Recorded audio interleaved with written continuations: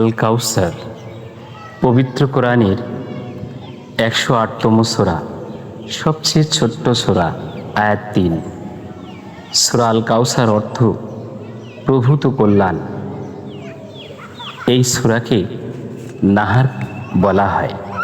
এই সূরা নাজিল হলে নবী করিম রাসূল সাল্লাল্লাহু আলাইহি সাল্লামের মুখে হাসি দেখতে পান।